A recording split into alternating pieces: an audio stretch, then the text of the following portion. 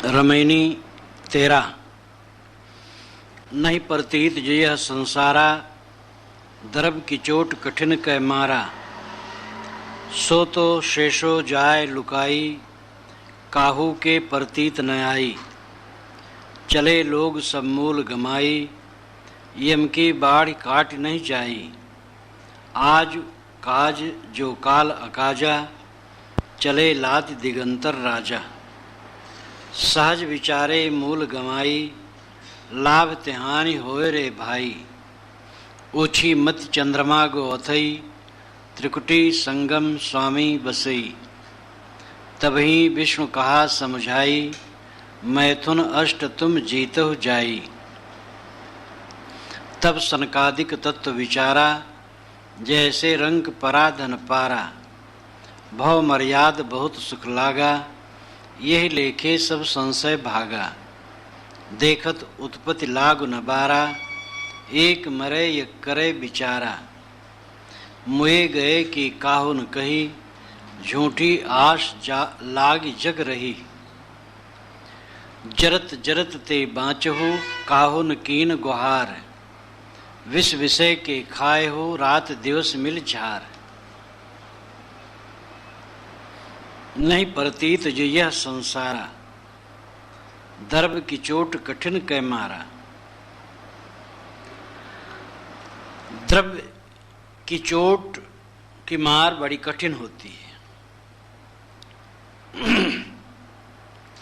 अगर आदमी का प्रिय धन खो गया हो, किसी ने छीन लिया हो, नष्ट हो गया हो, तो उसके चित्त को विश्राम नहीं मिलता है। बारंबार खिंच खिंच करके मन उधर जाता है। द्रव्य के लिए लोग झूठ बोलते हैं, बेईमानी बदमाशी करते हैं, मिलावटबाजी करते हैं, चोरबाजारी करते हैं, स्मगलिंग करते हैं, डाका और चोरी इत्यादि का काम करते हैं। द्रव्य के लिए आदमी कैसा कैसा पाप करता है। जीवन का गुजर तो बहुत थोड़े से होता है,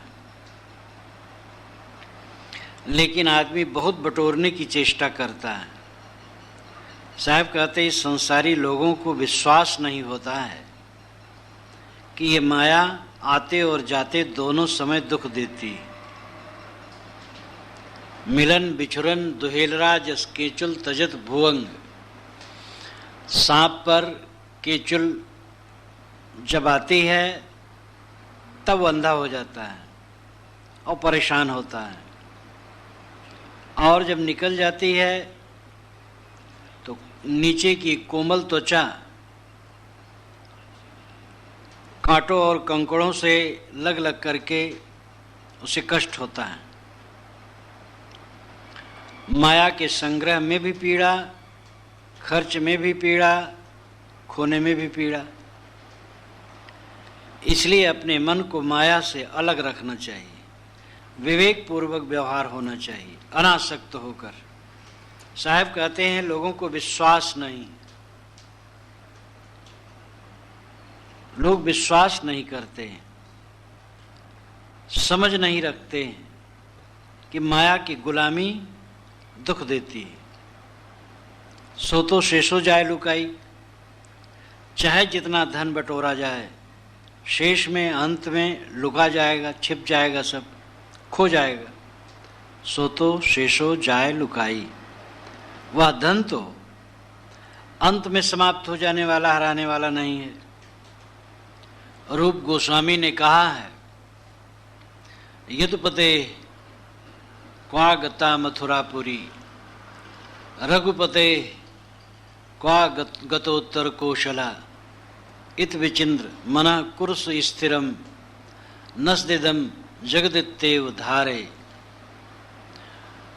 रूप गोस्वामी, जीव गोस्वामी बंगाल के थे और समसामयिक बादशाह के मंत्री थे, और बादशाह का जो ठाट बाट था उनसे कम ठाट बाट उनका नहीं था। बड़े रजोगुड़ी, खान पान में कुछ परहेज नहीं था। लेकिन चैतन्य महाप्रभु के प्रभाव में आए, दोनों सन्यासी हो गए और ऐसे विरक्त हुए कि अत्यंत विरक्त। रूप गोस्वामी ने उन्हीं में से एक का नाम रूप गोस्वामी पढ़ा, दूसरे का जीव गोस्वामी। तो ये रूप गोस्वामी ने कहा, यदुपते क्वा गता मथुरापुरी, यदुपति का, श्री कृष्ण का ऐश्वर्य, जो मथुरा का ऐश्वर्य था, वो कहाँ गया? रघुपते क्वा गतो उत्तर कौशला, श्री रामचंद्र जी का उत्तर कौशल का ऐश्वर्य कहाँ गया? इत विचिंद्र मन करसु स्थिरम, ऐसा विचार करके मन को स्थिर करो, अथवा मन को स्थिर करके विचारो और फिर अपने लिए सोचो कि तुम्हें कौन सा रास्ता पकड़ना है। बड़े बड़े ऐश्वर्य शून्य हो जाते हैं। सो तो शेषो जाए लुकाई, काहू के प्रतीत न आई। लेकिन कोई इस पर ऐसा विश्वास नहीं करता है कि ये खो जाने वाला है। वस्तुएं जो सामने रहती उसमें अस्मिता हो जाती है। अस्मिता का मतलब है चित्त चेतन का संयोग। चेतन चित्त में तदाकार हो जाता है और चित्त उसके ऊपर छाया रहता है। चित्त मायामय है तो जीव मायामय रहता है। चित्त काममय है तो जीव काममय रहता है। जा क्षण में रूप जौन, जा क्षण में वृत्ति जौन, ता क्षण में रूप तौन। जिस क्षण में जो वृत्ति रहती है उस क्षण में वही अपना रूप आभास होता है। काम वृत्ति आने पर काममय, क्रोध वृत्ति आने पर क्रोधमय, लोभ वृत्ति आने पर लोभमय, दुख वृत्ति आने पर दुखमय प्रतीत होता है कि मेरा स्वरूप यही है। समाधि अभ्यास इसीलिए किया जाता है। सारी वृत्तियों को शून्य कर दो, निर्विकल्प अवस्था में पहुंच जाओ, कोई वृत्ति न रखो। सारी वृत्तियां जब क्षीण हो जाती हैं तब जीव अपनी महिमा में अवस्थित होता है। किसी को ये विश्वास नहीं होता कि ये सब नहीं रहेगा।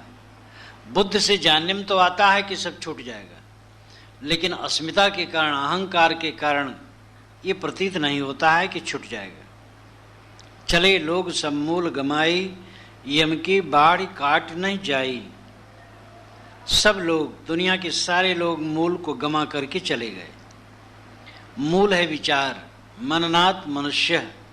मनन करने के कारण से ये प्राणी मनुष्य है। मनुष्य का मूल धन है विवेक। जाहि को विवेक ज्ञान, ताहि को कुशल जान। जाहि और जायवा को वाहि और सुख है। विवेक मनुष्य का मूल धन है। माया मोह में पड़ करके वो धन खो जाता है और विवेक गया तो जीव के पास दुख के अलावा कुछ नहीं रहता, केवल दुख। यम की बाढ़ काट नहीं जाई। जो विवेक खो देते हैं वह यम की बाढ़ नहीं काट पाते हैं। यम है वासना, बाढ़ है प्रवाह। वासना के प्रवाह को वह नहीं काट सकता है जो विवेकहीन है। माया के मोह में पड़ करके विवेक खो जाता है और जिसका विवेक खो गया है वो वासनाओं के प्रवाह को काट नहीं पाता है। जो वासनाओं के प्रवाह को काटे, अपने चित्त पर सवार रहे, वृत्तियों को बस में रखे, वही धन्य है। आज काज जो काल अकाजा, चले लाग दिगंतर राजा। साहब कहते आज काज है और कल अकाज है। इस क्षण कल्याण करने का अवसर है, अगले क्षण का कुछ पता नहीं। भजन करो भगवान के, बिलम करो ना कोई। ना जाने इस जीव को कौन घड़ी का होए। कोई नहीं जानता है कि अगले क्षण क्या होगा। अहंकार बेकार है। बड़ी बड़ी जवान मिट्टी में मिल जाते हैं। एक सज्जन जिनकी उम्र 50 की थी, खूब बलवान, सुंदर, जवान के समान उस समय भी वो दिखते थे। वो कहते थे कि मेरी लाठी पेड़ ही रोक सकता है, आदमी नहीं रोक पाएगा। और उनके लड़का थे, उनकी उम्र 25 वर्ष की थी। वो तो खूब जवानी में थे, खूब सुंदर, लंबे चौड़े। वो कहें जहाँ मैं पैर मार दूंगा जमीन में से पानी की पिचकारी निकल आएगी। दोनों महाघमंडी, दोनों का शरीर छूट गया और उनने घर एक बनवाए थे, थोड़े दिन में घर गिर गया, भिट्ट हो गया। बड़े बड़े अहंकारी इस संसार से चले जाते हैं। आज काज है, आज कल्याण करने का अवसर है, कल तो अकाज है। कल के आशा पर टालोगे काम तो अकाज होगा। काल करे सो आज कर, आज करे सो अब, पल में प्रलय होएगा बहुर करेगा कब। काका हाथ रसी ने इसका उल्टा कहा है, आज करे सो काल कर, काल करे सो परसों, जल्दी जल्दी क्या करे, जीना है बरसों। ये भी व्यंग है वही उपदेश कि लोग यही अहंकार में बरसों रहना, अभी क्या करना। चले लाद दिगंतर राजा, बड़े बड़े राजे महाराजे लाद करके कर्म की गठरी दिगंतर चले गए। दिगंतर नाम दूसरी दिशा में। बड़े बड़े राजे महाराजे संसार में नहीं रहे। एक ने एक से प्रश्न किया, पुराण महाकाव्य क्यों लिखे गए? उसने उत्तर दिया, राजा रघु, दिलीप, अज, सगर, हरिश्चंद्र और कौरव पांडव वंश, यदुवंश, ये स्वप्न हो गया। ये केवल चर्चा के विषय रह गए। इसको सुन करके, समझ करके हम भी ध्यान दें कि हमारा क्या रहेगा, मोह छोड़ें। इसीलिए पुराण बने हैं, इसीलिए महाकाव्य बने हैं। चले लाद दिगंतर राजा, बड़े बड़े राजे महाराजे जो कुछ यहाँ रहा हो तो यहीं छोड़े, लाद करके क्या गए, कर्म की गठरी। चीजें नहीं रहती हैं, प्राणी नहीं रहते हैं, अवस्था परिस्थित नहीं रहती है, जीव के साथ में रहते हैं कर्मों के बंडल। जिन प्राणी पदार्थों में भूल करके आदमी दुष्कर्म करता है वे नहीं रहते, कर्मों के बंडल लाद करके आदमी देशांतर चला जाता है, जन्मांतर चला जाता है। सहज विचारे मूल गमाई, लाभ तिहानि होए रे भाई। साहब कहते हैं दुनिया के बेचारे लोग सहज ही में अपने मूल को खो देते हैं। चारा कहते बल को, बे उपसर्ग है, बेचारा जो बलहीन हो। बेचारे विवेकहीन लोग बलहीन हैं और ये बेचारे सहज ही में अपने मूल को खो देते हैं, विवेक ज्ञान को खो देते, भावुक बन करके दुनिया की चीजों में फंस जाते हैं। लाभ तिहानि होए रे भाई। हे भाई, भोग का लाभ चाहोगे तो कल्याण की हानि तो होगी। लोग कौड़ी के लाभ में करोड़ की हानि देख नहीं पाते हैं। भोगों में कौड़ी का लाभ है और करोड़ की हानि है। मन और इंद्रियों की उत्तेजना का लाभ जो माना है वही है, लाभ तो नहीं है, हानि है। मीठे लड्डू हमें खाने को मिले, बड़ा आनंद आए, लेकिन उसमें जहर हो तो हानि हुई, लाभ नहीं हुआ।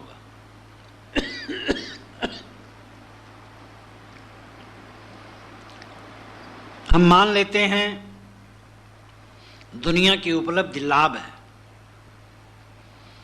ये बेचारे अपने विवेक को खो देते हैं। लाभ तिहानि रोए रे भाई। हे भाई, क्षणिक लाभ के चक्कर में पड़ करके अस्थायी नुकसान तुम्हारा होगा, तुम्हारे जीवन का पतन होगा। इसलिए कहीं फंसो मत संसार में, कहीं अटको मत। जो थोड़ा समय मिला है कल्याण का वो करो। शरीर ठीक है, ये शरीर ऐसे नहीं रहेगा, जीर्ण होगा, रोगी होगा, और ऐसा भी समय आ सकता है कि बिस्तर पर पड़ा पड़ा उठाए से ही उठ सके। इसलिए आज का समय सुनहला है, खोना नहीं चाहिए। ओछी मत चंद्रमा गो अथई, त्रिकुटी संगम स्वामी बसई। कुछ जोगी लोग मानते हैं कि त्रिकुटी के संगम में स्वामी बसता है, ब्रह्म बसता है। आत्मा का स्थान त्रिकुटी में। त्रिकुटी कहते हैं दोनों भौहों के बीच और नाक के ऊपर और मस्तक के नीचे जो दोनों भौं हैं उसके बीच में त्रिकुटी और उसमें परमात्मा बसता है। इसलिए वहां ध्यान करना चाहिए। वहां कुछ नहीं बसता है। वास्तव में चित्त निरोध के लिए यह एक क्रिया योग है।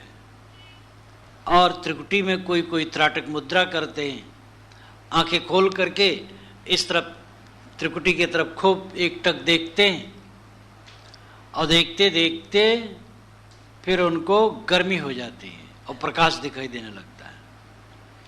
तो ये मन रोकने के एक आलंबन है, वहां परमात्मा नहीं। परमात्मा तो आत्मा स्वयं है। तो त्रिकुटी संगम में स्वामी बसता है, ऐसा गुरुओं ने उपदेश किया।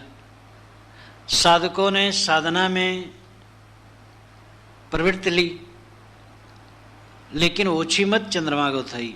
जिनकी मत ओछी है, छिछली है, तुच्छ है, उनका चंद्रमा अथई डूब जाता है। चंद्रमा मन का देवता माना गया है, इसलिए लाक्षणिक अर्थ में चंद्रमा का अर्थ मन होता है।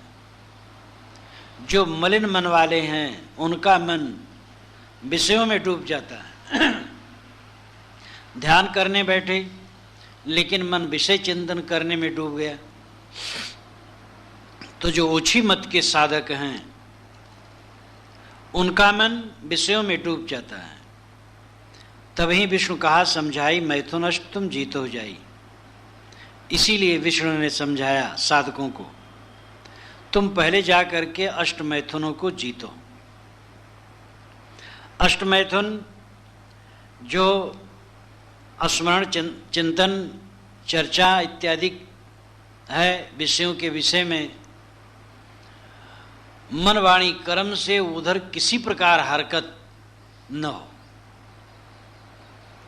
काम वासना का स्मरण न करे, चर्चा न करे, क्रिया न करे, किसी प्रकार चेष्टा न करे। जो काम के आठों अंगों को जीत लेता है, सारे मनोविकार उसके शांत हो जाते हैं। और जब तक किसी के मन में काम वासना है तब तक वह स्वरूप में स्थित नहीं हो सकता है। विषयों का स्मरण करना, विषयों की प्रशंसा करना, विषय उत्तेजक कीड़ा करना, विषय आसक्ति पूर्वक किसी रूप को देखना, विषयों के प्रति गुप्त बातचीत करना, विषयों के प्रति संकल्प करना और विषयों के लिए निरंतर यत्न करना और स्थूल मैथुन क्रिया, ये अष्टांग मैथुन कहे जाते हैं।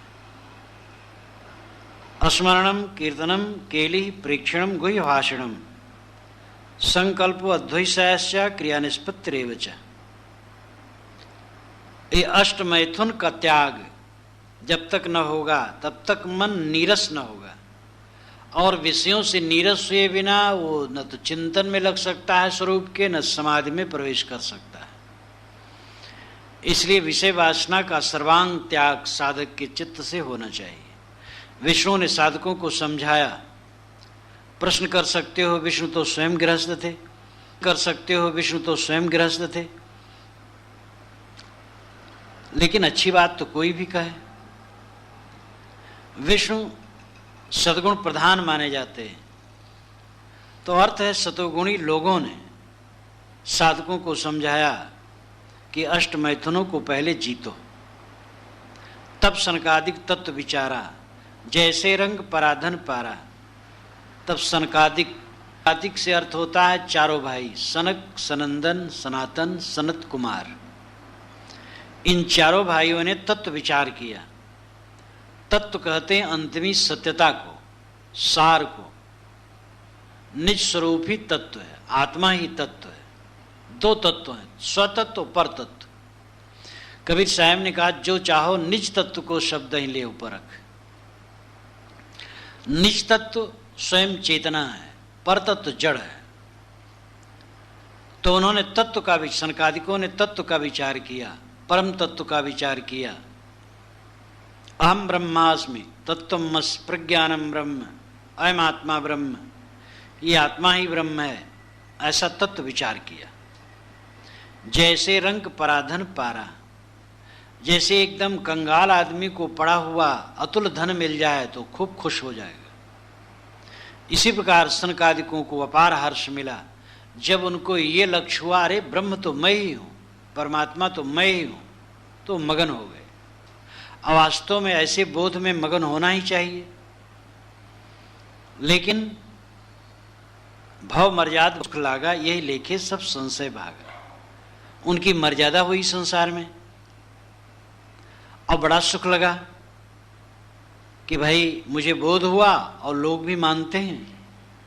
यही लेखे सब संशय भागा, यही लेखे, इस हिसाब से उनके सारे संशय भाग गए। ये साहब का व्यंग है। व्यंग इसलिए है कि जो अपना स्वरूप ब्रह्म माने, जड़ जगत उसी में माने। ये माना कि ब्रह्म और जगत दो नहीं है, ब्रह्म से ही जगत निकला है। वेदांत दर्शन में बादरायण ने कहा है, जैसे दूध दही हो जाता है, ऐसे ब्रह्म जगत हो गया। उस समय ये सूझ नहीं थी स्वप्नवाद का, अलातवाद का, अजातवाद का, रज्जस्रव का, ये सूझ नहीं हुई थी। नागार्जुन, बौद्ध मत के नागार्जुन के आगम शास्त्र से गौड़पाद ने जब सामग्री ले करके मांडूक कारिका बनाई और उसके बाद स्वामी शंकर आकर के इसको प्रचारित किए, तब वेदांत में फैलने लगा कि जगत स्वप्न है, जगत चित्त का केवल भ्रम है। लेकिन वेदांत के मूल में जो वेदांत दर्शन है, ब्रह्मसूत्र, उसमें बादरायण ने लिखा है कि दूध दही बन गया, ऐसे ब्रह्म जगत बन गया। तो ये तो सांख्यों का परिणामवाद हो गया। प्रकृति महतत्व बन गई, अहंकार बन गई, और 10 इंद्रियां मन, और ये सब जगत बन गया। तो प्रकृति में विकृत होकर के जगत बन गया, ये सांख्यवादी मानते हैं। तो सांख्यवादी परिणामवादी होते हैं, नैयायिक और वैशेषिक आरंभवादी होते हो, कणों से जगत का आरंभ मानते हैं। और ब्रह्मवादी तो दृष्टि सृष्टिवादी, दिखाई देता है इसलिए जगत है, नहीं तो नहीं। तो जड़ चेतन एक मान करके ब्रह्म ज्ञान गड़बड़ा दिए। साहब कहते ही लेखिए सब संशय भागा। इनको तो ऐसा आभास हुआ कि हमारा संशय भाग गया, लेकिन भाग कहाँ गया? जब जगत मेरे में ही है, मेरा ही विलास है, और मुझसे जगत अलग नहीं, अधिष्ठान अधिष्ठे का अभिन्न संबंध होता है। अधिष्ठान छोड़ करके अधिष्ठे नहीं रहता है। समुद्र अधिष्ठान है, तरंग अधिष्ठे, मिट्टी अधिष्ठान है, पृथ्वी अधिष्ठान है, और घड़ा अधिष्ठे है। पृथ्वी छोड़ करके घड़ा नहीं रह सकता, समुद्र छोड़ करके तरंग नहीं रह सकती। इसी प्रकार ब्रह्म छोड़ करके जगत नहीं रह सकता। देखत उत्पत्ति लाग नबारा, एक मरे एक करे बिचारा। साहब कहते हैं कि मायावशी जीव की उत्पत्ति होने और मरने में देरी नहीं लगती। जन्म लेते हैं मरते हैं, जन्म लेते हैं मरते हैं, यही प्रवाह अनादिकाल से चल रहा है। हम क्या फूल रहे हैं? क्या हमें उपलब्ध हुआ है? कीड़े के समान शरीर मिल गया, रेंग रहे हैं, बहिर्मुख बने। अगर अंतर्मुख हुए तो जीवन सफल है, नहीं तो कीड़े के समान रेंग रेंग करके आजकल के मर जाएंगे, और क्या होगा? देखत उत्पत्ति लाग नबारा, देखते देखते उत्पन्न होने और मरने में देरी नहीं लगती इंसान की। एक मरे एक करे विचारा, एक मरता है और एक उसके धन के भोगने के लिए विचार करता है। एक तो पाप पुण्य करके संग्रह किया और लेटा है, वो मर गया है। दूसरे लोग लाठी चलाने के तैयार हैं कि धन मेरा है। ऐसा दुनिया अंधी है। सोच नहीं पाती है कि जो हाय हाय करके बटोर गया था वो तो मर के जा रहा है, हम कब तक रहेंगे। इतनी जबरदस्त पट्टी मनुष्यों की आंखों पर बंधी है कि आश्चर्य है। एक मरे एक करे बेचारा, एक सब कुछ छोड़ करके मर के जा रहा है और एक उसको भोगने के लिए विचार कर रहा है। मोए गए कि काहुन कही, झूठी आस लाग जग रही। मोए गए कि काहुन कही।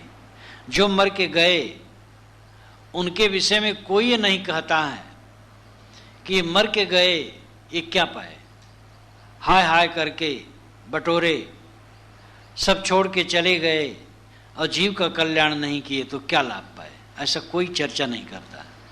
ये चर्चा करता है कि मेरा हक है, मेरा धन है, मेरा हिस्सा है, मैं दाह करूंगा, तुम कौन होते हो।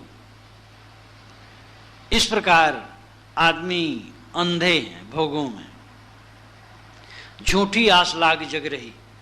साहब कहते संसारियों को जो जगत के भोगों में आशा लगी वो झूठी। इसीलिए साहब ने कहा झूठ झूठा कै डारो मिथ्या या संसार।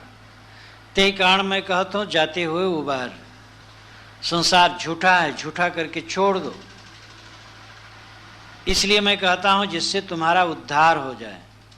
तो झूठी आशा संसार में लगी हुई है और भोगों की आशा में आदमी पतंगा बना जल रहा है। जरत जरत ते बाँचहु काहुन कीन गुहार। विष विषय के खाएहु रात दिवस मिलचार।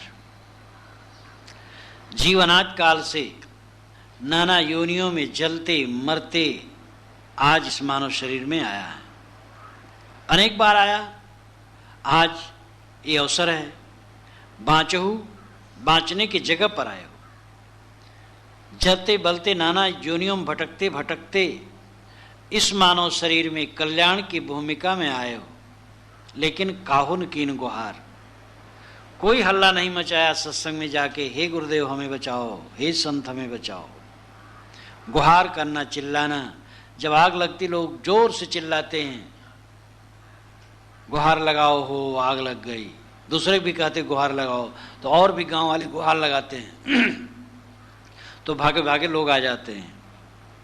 सांप काटने पर भी गांव में लोग गुहार लगाते हैं।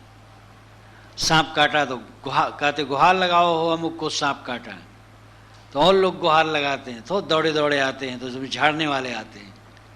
झाड़ना तो बिल्कुल झूठ, दवाई करना चाहिए, झाड़ने से कुछ नहीं होता है। तो जरते जरते तुम आज आए बचने की जगह पर, आज भी तुम गुहार नहीं लगा रहे हो कि हमें बचाओ। संतों की शरण में जाओ, गुरुजनों की शरण में जाओ, गुहार लगाओ, पुकारो, विनय करो, उनकी शरणों में पढ़ो और उनकी कृपा से, विवेक से, बोध से, विचार से, उपदेश से तुम्हारे मन का विकार झड़ेगा। बनत बनत बन जाए पड़ा रहे संत के द्वारे। मुर्दा होए टरे नहीं टारे लाग कहे समझाए। पड़ा रहे संत के द्वारे, संत के दरबार में पड़ा रहे तो महाकल्याण है। ज्यादा कोई साधना न कर पावे और दुराचारी न बने, अपने इंद्रियों को स्थूल भोगों से बचाए रखे और संतों की शरण में जीवन भर पड़ा रहे। झाड़ू लगावे, बर्तन माजे, स्थूल सेवा करे, उनकी वाणी सुने और उनके पैर का झहरावन अपने को मिलता रहे तो बेड़ा पार है। और इस ड्योढ़ी को छोड़ करके जो विपथ में जाता है उसकी जो दशा होती है वो सबके देखने में आती है। बड़ा दुर्भाग्य है उनका जो साधु मार्ग में आ करके और फिर लौट करके गिर जाते हैं। विष विषय के खाए हो रात दिवस मिलचार। अरे अनाड़ी, जो विषय विष है, पांचों विषय जिसमें तुम उन्मत्त हो, जहर है, और रात दिन झार झारा बिल्कुल उसी को खा रहे हो। स्वरूप ज्ञान, स्वरूप विवेक को छोड़ करके भटक रहे हो। इसलिए सावधान।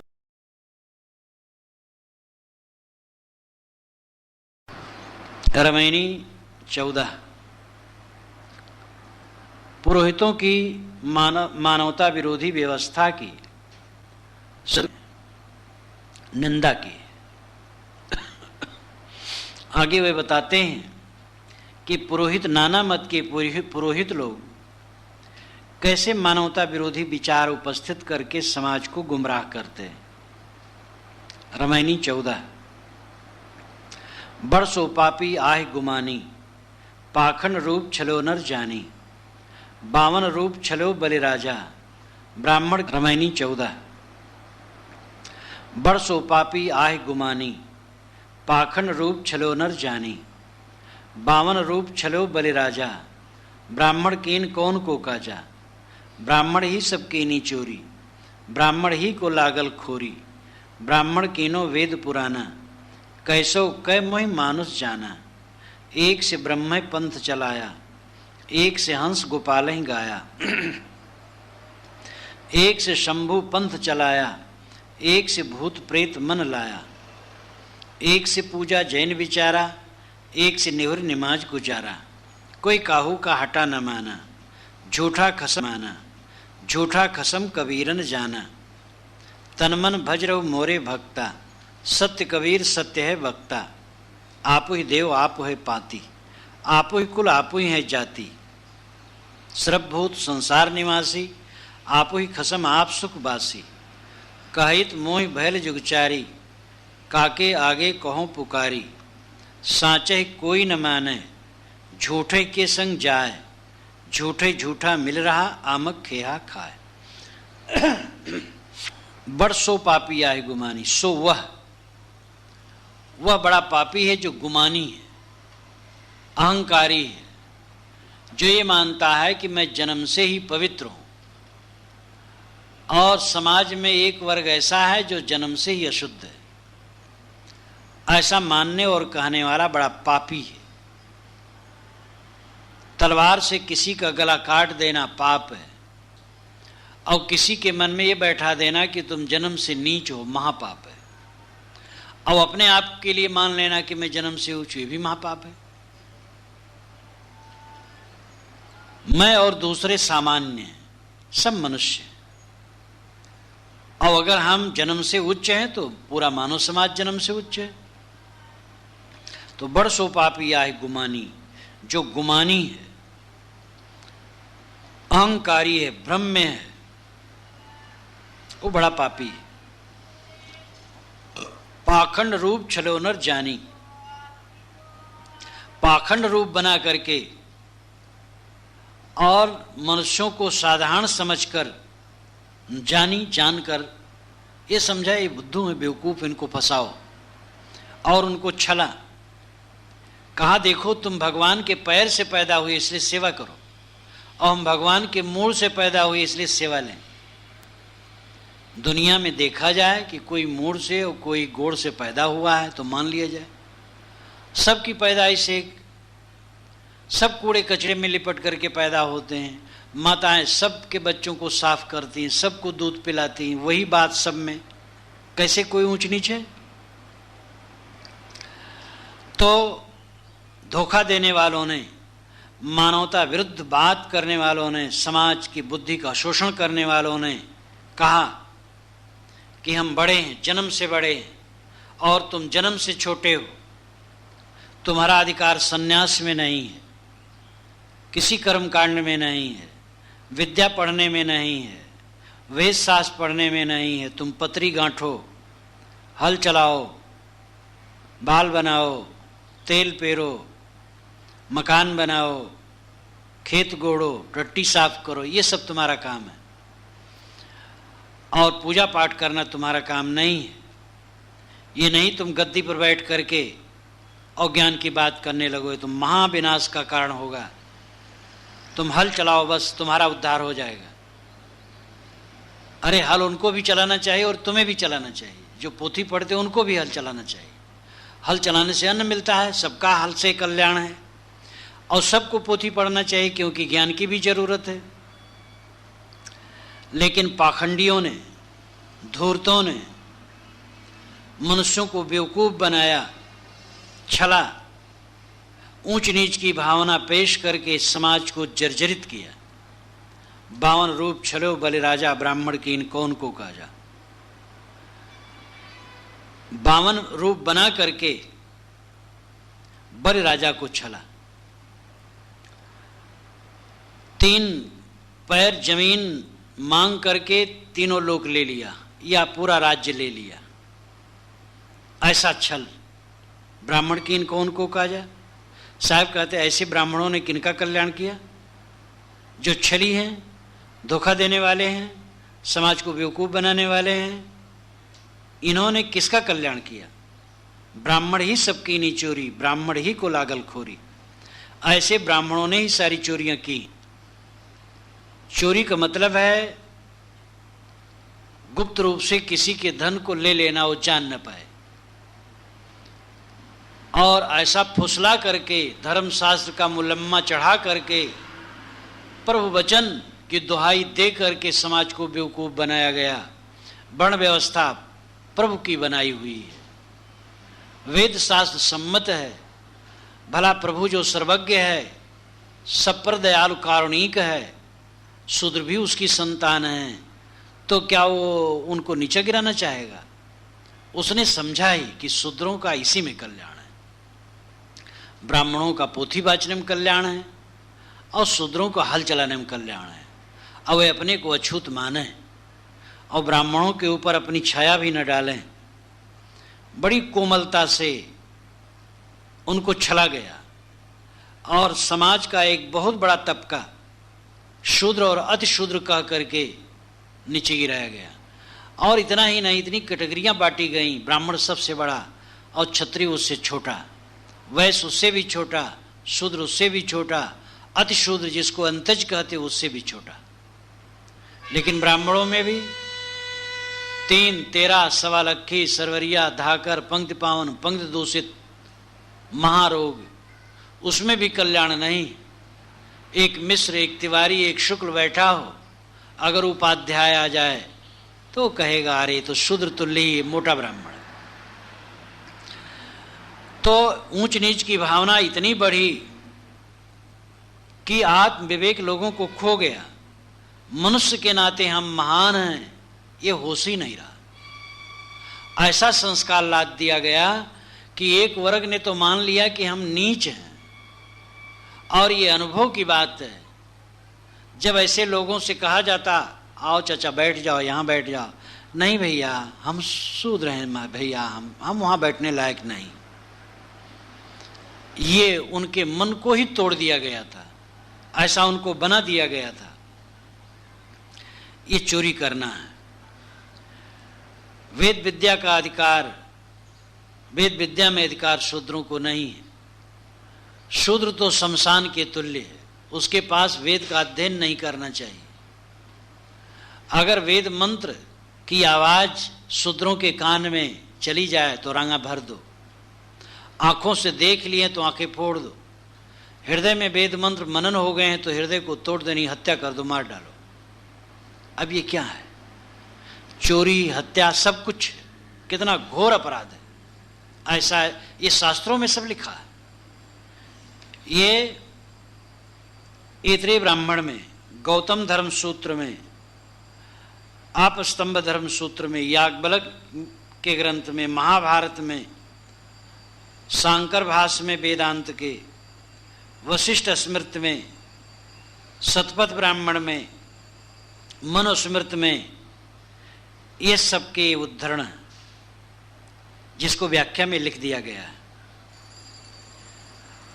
साहब कहते हैं ये चोरी करना है, ब्राह्मण ही को लागल खोरी, इसलिए ऐसे ब्राह्मणों को ही खोरी लगी। खोरी नाम दोष, उन्हीं के मत्थे ये दोष मढ़ा गया। ये दोष है, मढ़ा क्या गया है। ब्राह्मण कीनो वेद पुराना, कैसो कोई मैं मानुष जाना। ब्राह्मणों ने शास्त्र रचा और पुराण रचा और उसमें ऐसा कुछ प्रयत्न किया कि किसी प्रकार मनुष्य हमें श्रेष्ठ माने। वेद पुराना का मतलब है शास्त्र, धर्म शास्त्र। मूल वेदों में तो ऊंच नीच की भावना वैसी नहीं। ब्राह्मणो मुखमा शीत बाहु राजन्य कृत है उरु तदस्यत वैश्य पदभ्याम शूद्रो जायत, जो कहा गया वो लाक्षणिक है, लेकिन बीज तो बन ही गया है। और आगे चल करके कुछ शास्त्रों में यानी वेदों में ब्राह्मणों की थोड़ी महिमा की गई है, थोड़ा अच्छा कहा गया है। तो सदाचारी जो रहे अच्छा कहने चाहिए, ज़्यादा घृणा की बात पीछे चलिए। ब्राह्मण आरण्यक, ब्राह्मण में, ब्राह्मण ग्रंथों में और धर्म शास्त्रों में, मनुस्मृत इत्यादि में, अस्मृत में, स्मृतियाँ जितनी हैं इन सब में ये रोग ज़्यादा फैला। फिर पुराणों में, महाकाव्यों में फैला। दिन जितने बीतते गए ये कोढ़ बढ़ता चला गया और इस प्रकार मानवता विखंडित हो गई और ब्राह्मणों ने सारा लाभ अपने आप को लेने के लिए ये सब षड्यंत्र रचा। अब थोड़ा सा विचार ये है कि ब्राह्मण एक वर्ग है और उसमें पुरोहित थोड़े होते हैं, बाकी कमाने खाने वाले होते हैं। कोई वर्ग एकदम न दूषित होता है न एकदम अच्छा होता है।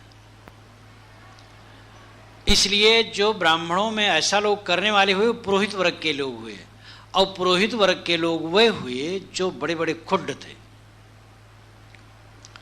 वे ऐसा षड्यंत्र रचे और इसका विरोध ब्राह्मण समाज में ही सदा से होता रहा।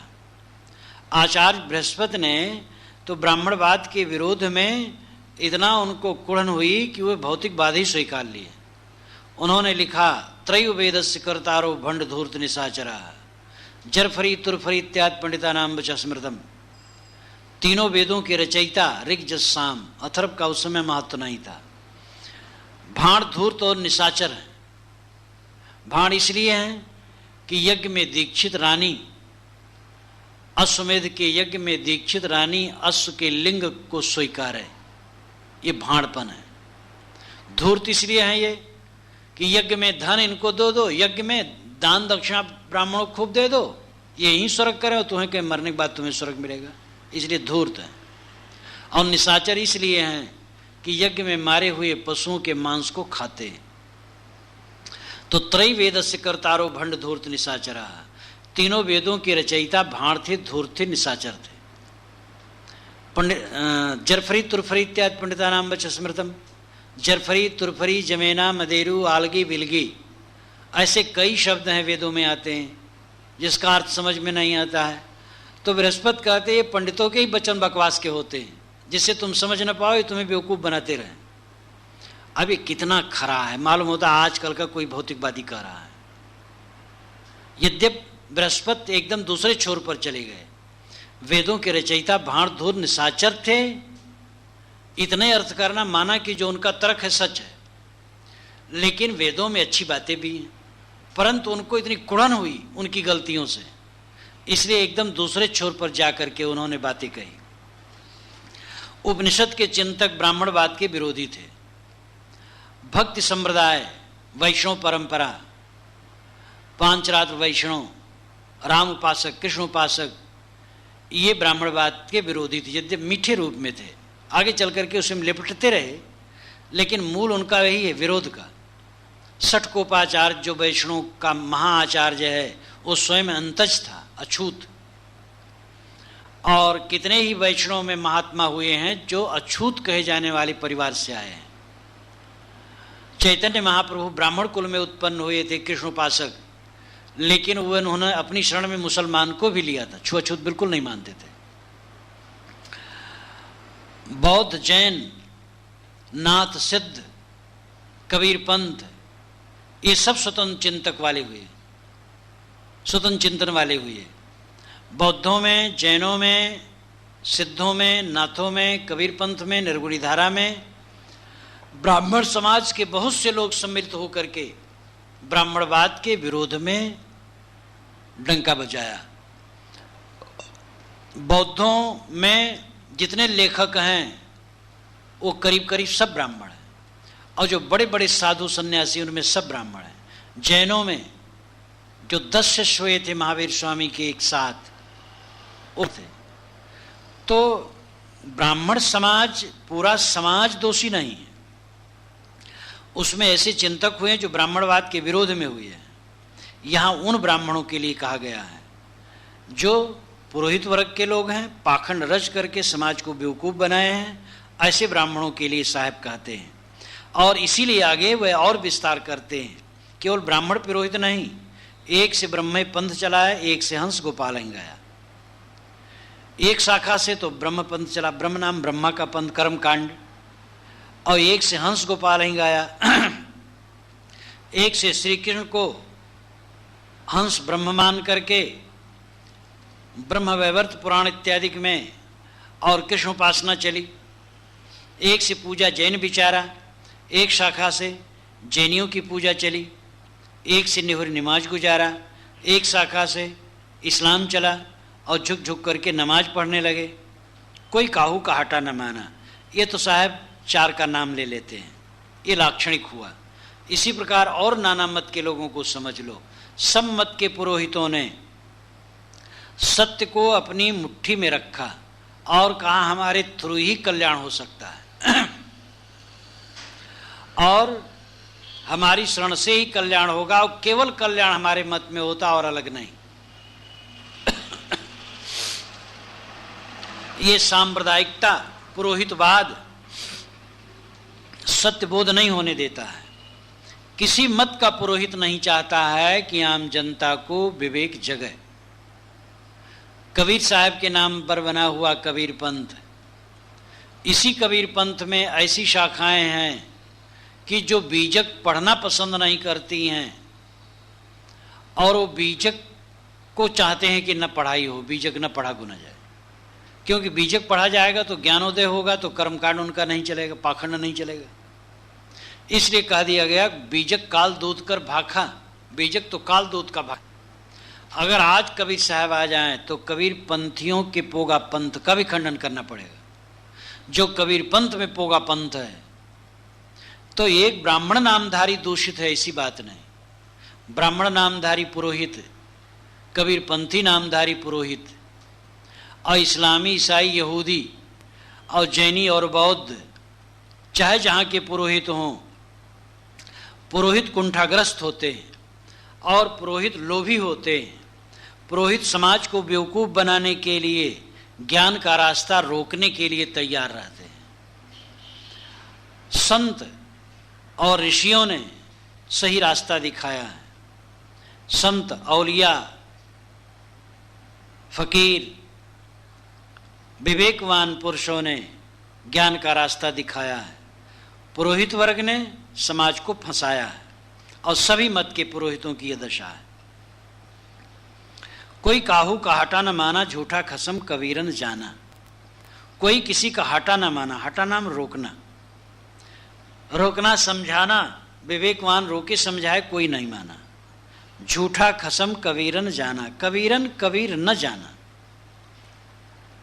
कबीर साहब कहते हैं कि जो खसम माना उसको झूठा न समझा। खसम का मतलब स्वामी।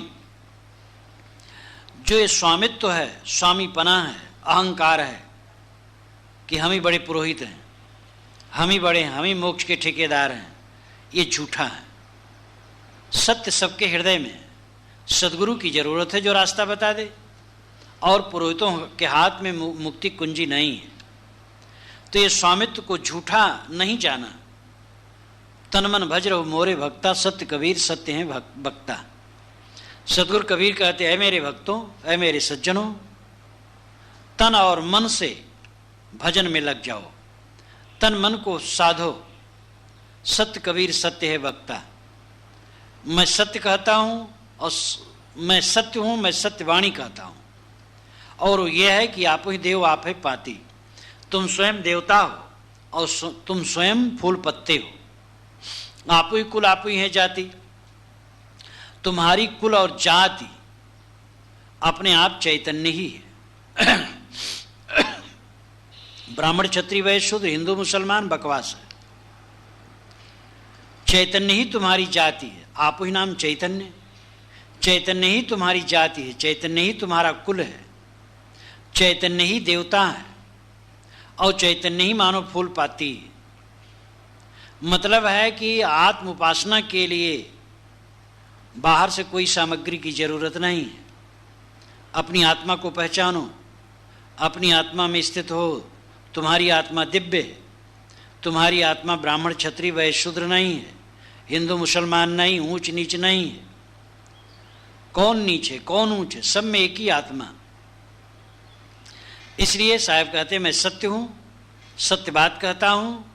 ऐ प्यारे भक्तों, ध्यान दो, अपने तन मन को साधो, तन मन को साध करके भजन में लगो। तुम स्वयं देवता हो, स्वयं फूल पत्ते हो, स्वयं अपने कुल हो, अपनी जाति हो। ज्ञान ही तुम्हारा पूरा लक्षण है और अपने ज्ञान अवस्था में रमना तुम्हारी विशेषता है। दीपक जहाँ जलता है वहीं पतंगे आते हैं, चाहे वो जिसके घर में जलता हो। इसी प्रकार चाहे जिस परिवार और कुल और जाति के कहे गए लोगों के घर के अंदर में व्यक्ति के ज्ञान हो, वहीं प्रकाश होगा और उसी का कल्याण होगा। सर्वभूत संसार निवासी आप कुसुम आप सुखवासी। सर्वभूत नाम सभी प्राणी, संसार निवासी, संसार में निवास करने वाले जितने सभी प्राणी हैं, उन सब के लिए मैं कहता हूँ आप ही खसम आप सुखवासी। वह अपने आप खसम है, खसम नाम स्वामी, वह अपना स्वामी स्वयं है और आप सुखवासी। और अपने आप में स्थित हो जाए तो स्वयं सुख स्वरूप है, स्वयं आनंद कंद है। बसें आनंद अटारी, अब की पुरिया जो निर्वारे सुजन सदा आनंदा। जो अब की बार सारी वासनाओं का त्याग कर दे सदैव आनंदित हो जाएगा। साहब कहते मैं एक दो के लिए नहीं कहता हूँ, सर्वभूत संसार निवासी, संसार में निवास करने वाले सारे भूत प्राणी, सारे प्राणी, सारे सामान्य प्राणी आप ही खसम आप सुखवासी। वह अपने आप स्वयं खसम है, स्वामी है, परमात्मा है, ब्रह्म है, राम है और स्वयं सुखवासी। स्वयं में स्थित हो जाएं तो सुखवासी हैं, कृतार्थ हैं। कहियत मोह भयल जुग चारी, काके आगे कहों पुकारी। साहब कहते कहते कहते मुझे चारों जुग बीत गए, किसके आगे पुकार करके कहूं? क्योंकि साचे कोई न माने, सच्चाई को कोई नहीं मानता। झूठे के संग जाए, झूठे ही के संग सब जाते हैं। झूठे झूठा मिल रहा है, झूठे से झूठा मिलता है। आमक खेहा खाए, अज्ञानी खेहा खाते हैं, खेहा नाम धूल। आमक का मतलब अज्ञानी, अज्ञानी आदमी धूल फांकता है। इन्हीं विवेक छोड़ करके विषयों में डूबा, भ्रमों में डूबा अपना पतन करता है। कहियत मोह भयल जुग चारी, मोह से अभिप्राय कभी साहब का व्यक्तित्व तो नहीं है, किंतु विवेकवान गुर से। जैसे क्षेत्रज्ञ माम चाप विद्धि सर्व क्षेत्रेषु भारत, गीता में है कि अय भारत सभी क्षेत्रों में क्षेत्रज्ञ तू मेरे को जान। तो मेरे को मतलब नहीं कि श्री कृष्ण की आत्मा सब क्षेत्रों के क्षेत्रज्ञ हैं। मेरे को जान, मैं को जान, माम मेरे को जान। तो जो मैं तत्व है वही सभी क्षेत्रों का क्षेत्रज्ञ, सब में तो मैं कहने वाला है। कहियत मोह भयल जुग चारी, मोह से अभिप्राय गुरु। गुरु लोग सदा से कहते हैं, जुगचारी का अर्थ है सब समय। विवेकवान सब समय क्रांतिकारी हुए हैं। पुराना जमाना देखिए तो वेदों में ही वेदों की आलोचना मिलती है। वेदों में ऐसे वचन आते हैं कि हे अमर देवता, तुम्हारा अमरत्व कहाँ गया? मैं प्रार्थना करते करते परेशान हो गया, लेकिन मेरा दुख दूर नहीं हुआ, मेरा कल्याण नहीं हुआ। यदग्ने अमृतस्तम श्याम हम मित्रो अमरता, न मैं अस्तोता मतीवा न दुर्हिता स्यादग्ने न पापया। अय देवताओं, मैं बताऊं, अगर मैं अमर देवता होता और तुम मरणशील आदमी होते तो हम तुम्हारी बुद्धि को नीचे गिरने न देते और तुम्हें दुख में न डालने देते, न पड़ने देते। लेकिन तुम ऐसे देवता हो कि तुम्हारी प्रार्थना करते करते हम परेशान हो गए, न हमारा दुख दूर हुआ न हमारी बुद्धि शुद्ध हुई। ये विद्रोह शोभर ऋषि ने कहा, ये विद्रोह वेद में ही है। तो विद्रोहीश्वर सदा से रहे। उपनिषदों में विद्रोहीश्वर दंद्र में माना पर्यंत मूढ़ा, अंधे ने माना यथा अंधा। जैसे अंधे को अंधा चलाए, ऐसे स्वाहा स्वाहा करने वाले स्वाहा स्वाहा करके यज्ञ हवन करके पुत्र धन चाहते हैं, कितने अनाड़ी हैं। उपनिषद को देखो, मुंडक उपनिषद, अनेक उपनिषदों में वैदिक कर्म कांड का खंडन है, हिंसा का खंडन है, अहिंसा का प्रतिपादन है। 6 शास्त्रों को देखो, कणाद शब्द प्रमाण ही नहीं मानते हैं। वेद कहते वेद ऋषियों के बनाए हैं, ना पुरुषे है ना ईश्वर का रचा है। मीमांसा दर्शन कहती है वेद का बनाने वाला कोई नहीं, ईश्वर इत्यादि, जगत अनादि है। बुद्ध, महावीर, कपिल, कणाद, अनेक ऋषि हुए हैं क्रांतिकारी, सब समय में क्रांतिकारी होते आए हैं, अपने अपने ढंग से होते आए हैं। साहब की सम्यक दृष्टि अपनी है, लेकिन विवेकवान सब समय होते आए हैं, वो कहते आए हैं। लेकिन लोग झूठी महिमा में उलझते हैं, सत्य को कम ग्रहण करते हैं। इसलिए सत्य को ग्रहण करो, तभी कल्याण होगा।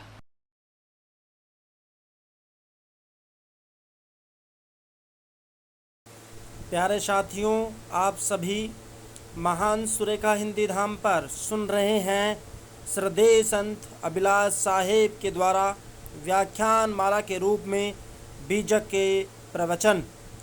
इन प्रवचनों के अंतर्गत महात्मा कबीर के बीजक ग्रंथ, जिसमें अब तक हम 13 रैमनियों का अध्ययन कर चुके हैं, इसमें हमने 13 और 14 रैमनियों का अध्ययन किया।